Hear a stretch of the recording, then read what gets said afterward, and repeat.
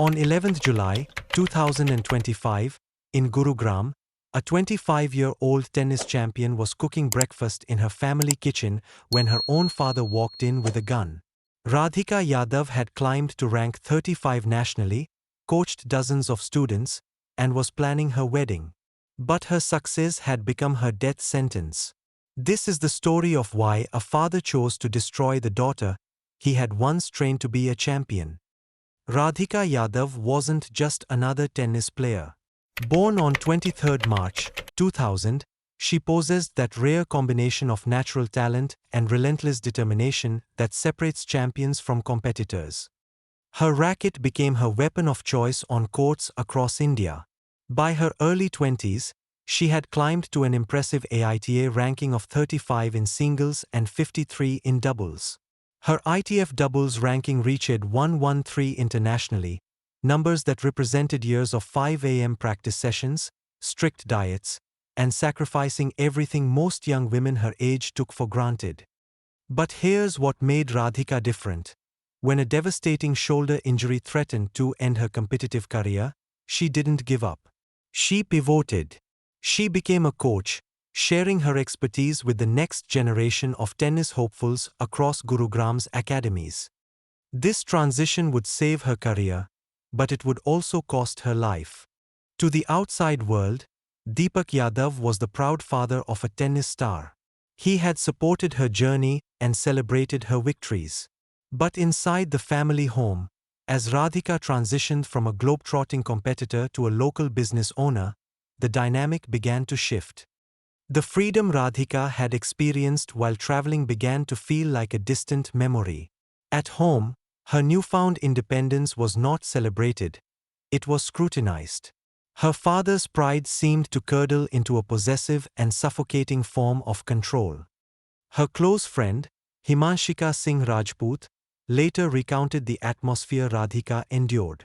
She had to justify every move, Himanshika remembered. Even on video calls, she had to prove who she was speaking to. This wasn't the guidance of a concerned parent. It was the policing of a warden. Her friendships were monitored, her choice of clothing was criticized. The academy, her sanctuary, was just 50 meters from her front door, a proximity that allowed her father's shadow to loom large. In WhatsApp messages to her friends, Radhika's growing desperation became heartbreakingly clear. She spoke of feeling suffocated, of being trapped. She dreamed of leaving, of moving abroad where she could simply breathe. She was a champion who had competed on the world stage, yet within her own family, she was fighting a silent battle for the most basic of freedoms.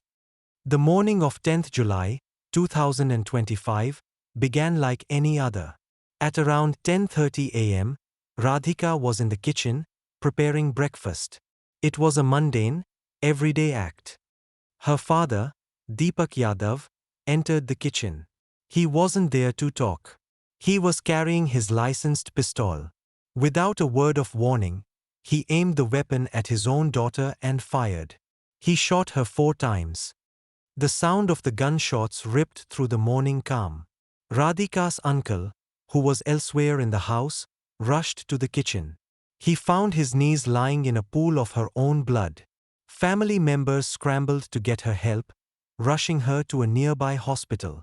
But the damage was too severe. Radhika Yadav, the tennis star, the mentor, the daughter, was pronounced dead. Back at the house, police secured the crime scene.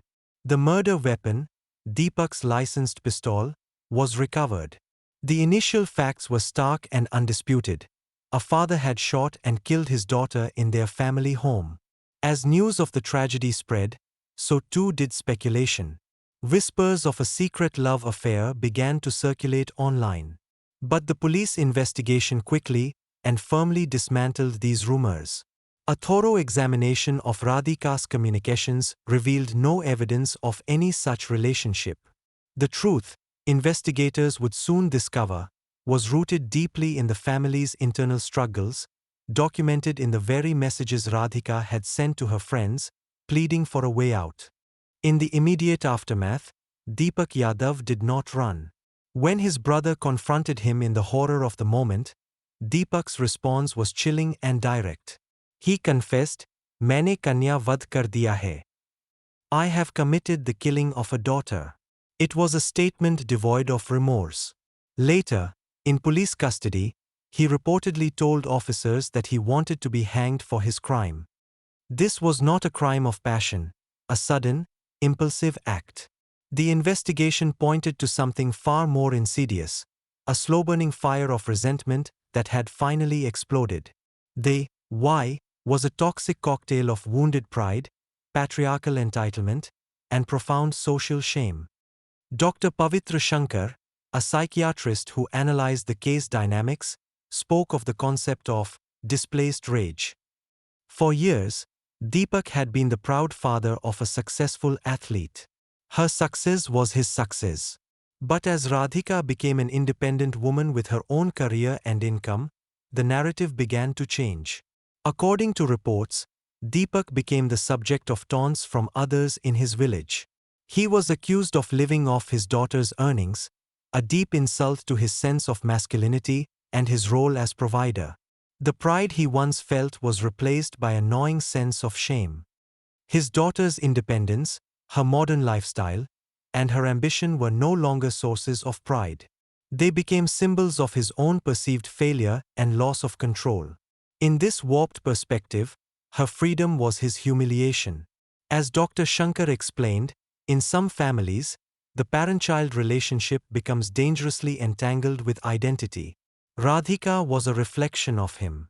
And when he felt that reflection was drawing scorn from his community, his rage grew. He couldn't lash out at the entire village, so he directed that accumulated fury at the person who represented the source of his shame. In his mind, he wasn't just killing his daughter. He was attempting to kill the source of his humiliation. The arrest of Deepak Yadav at the scene was swift. He was charged with murder. The act of violence designed to reclaim a twisted sense of honor had instead brought ultimate ruin upon his own household. Radhika's mother was reportedly in a state of deep shock and catatonic grief. The family was torn apart. The community reacted with a mixture of horror and grief. As the true motive, one of control and resentment, became clear, candlelight vigils were organized. On social media, the hashtag #HushJusticeForRadhika began to trend, a digital rallying cry for accountability and for a broader conversation about the dangers women face even within their own families. Radhika's tennis academy, the dream she had built for herself, now stands as a quiet, heartbreaking memorial to her legacy.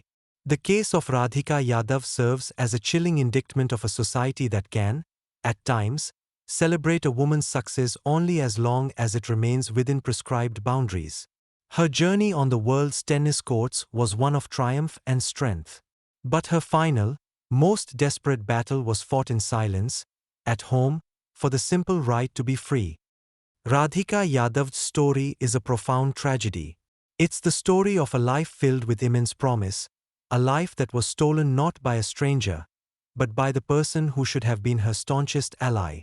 Her father, consumed by shame and a desperate need for control, destroyed the very person who was his greatest legacy.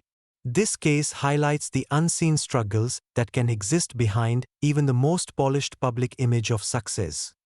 The questions left in the wake of this tragedy are haunting. How many other women, like Radhika, are silently struggling for their autonomy, their ambitions viewed not as a gift but as a threat?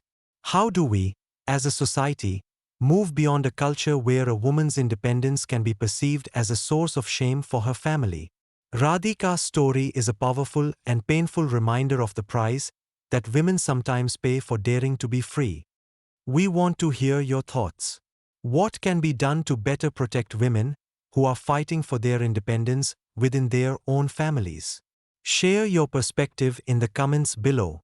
And if you believe these stories need to be told, please subscribe for more in-depth analysis of the cases that shape our world.